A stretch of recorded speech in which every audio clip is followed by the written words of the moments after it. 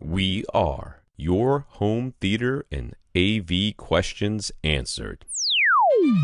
This is AVRant. Want your home theater or AV question answered by Tom and Rob? Send it to question@avrant.com. Welcome to AVRant. I'm Tom Andry, and I'm here with Rob H. Gary.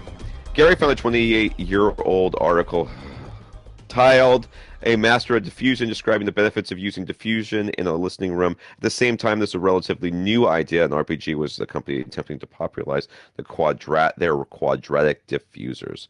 I do remember reading this, not at the time, but, about 92 or something like that. Gary, I'm skipping all the rest of this nonsense. Gary would like to know if 28 years later we disagree with any of these conclusions or think that there's anything mentioned in the article that is no longer applicable all these years later. So if you read through the article, it's very, very hard, because I skimmed it. Very hard to get through all the flowery. Right. Well, all the listening test descriptions, yeah, you can kind of skip through all that. It's just really bad. What it comes down to, though, in the very end, is that this was a very new technology, and there's a lot of this guy was actually testing it at his shop where he sold speakers. So it was a heavily treated room, from what I could tell, and he added some diffusers to it. But he also took out of the room anything else that would help with the sound, like any freestanding diffusers, absorbers and stuff. All that stuff he removed from the room and just left the diffusers in there. And said at the end if he thought that it would work best as a group. I'm like, yeah. Think now we know that now, but back then this was a very, very new thing. This was brand new. This is a brand new technology, a brand new research that was done where they could create these diffusers they use mathematics to figure out what the heights and everything should be. It was very, very exciting, and people really didn't know exactly what to do with it. I don't necessarily disagree with anything that's in here. It's very old hat right now, and diffusers, generally speaking, are not nearly as useful in the long run as absorption is. Well, I mean, like we understand better now, what it's about is getting more even decay times. We're looking for a general rise in decay times just because, how long it takes to produce a 20 hertz tone is, of course, much, much longer than how long it takes to produce a single 1000 hertz tone.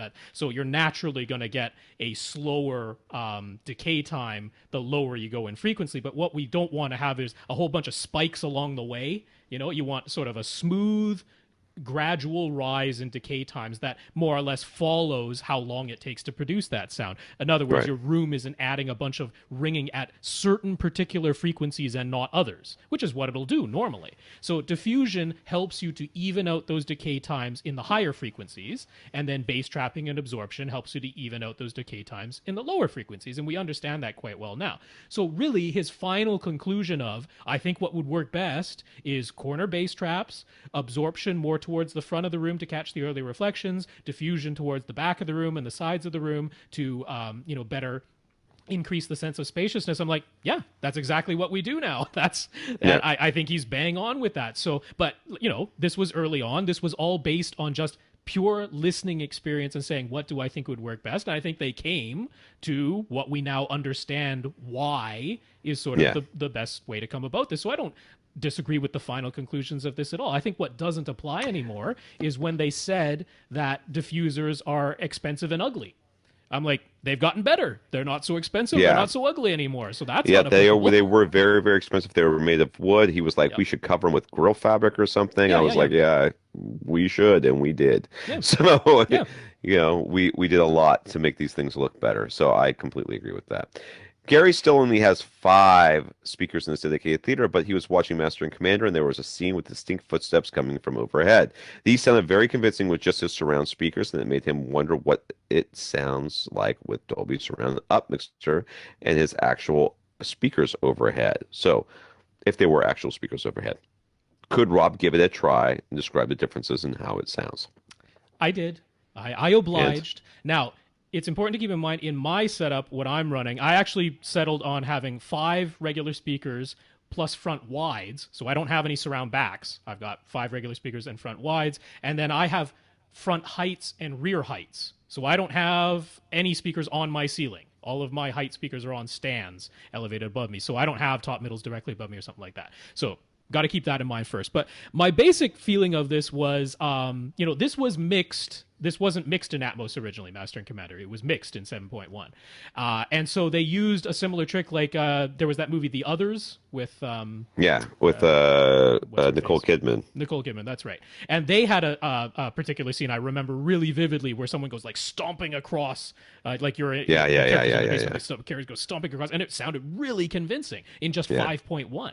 And I remember, so you can do this, with proper mixing of the phase and panning, you can make a pretty darn convincing that something just walked right above me effect just with 5.1. So honestly, when I compared this, so I listened to just the straight 7.1 True HD soundtrack, and then, I think it was DTS Master Audio, and then now that I can use Dolby Surround Up Mixer on DTS signals, I was able to do this, and I did hear a difference, and I actually thought it was kind of interesting. This is my experience, again, in my setup, with just the regular playback without any upmixing. I thought it sounded really convincing. I'm like, yep, those are some steps coming from, like you're in the belly of a ship and people are walking on the the floor above, and you can hear them walking up there. I'm like, yeah, that sounds darn convincing. That's really good. Turned on the Dolby Surround Up Mixer, and to my mind, it sounded like someone was walking on the floor above my apartment.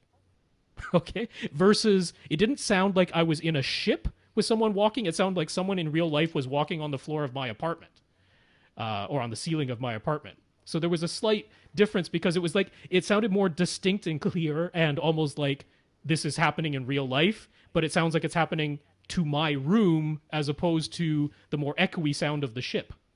So it was kind of interesting because I'm like, oh, either way, it's really convincing that someone is walking above me, but the regular mix actually made me feel like it was more what I was seeing in the movie. The other one was like, oh, that's happening in real life right now above my actual head. So I don't know. That was my experience. Take that for what it's worth. Yeah. Lastly, JVC's Blue Escient genuine 4K resolution HDR laser-driven projector seems impressive, but it's $35,000. Do we think a projector with all these specs will come down in price to below $20,000 within 5 years? Yeah. Yes. Yeah. All right.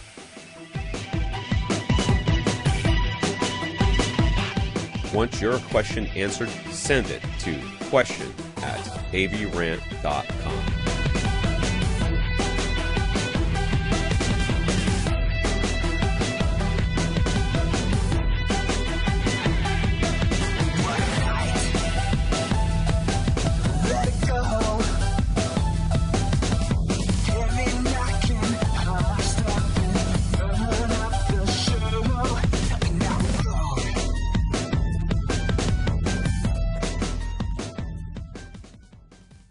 This is AVRant.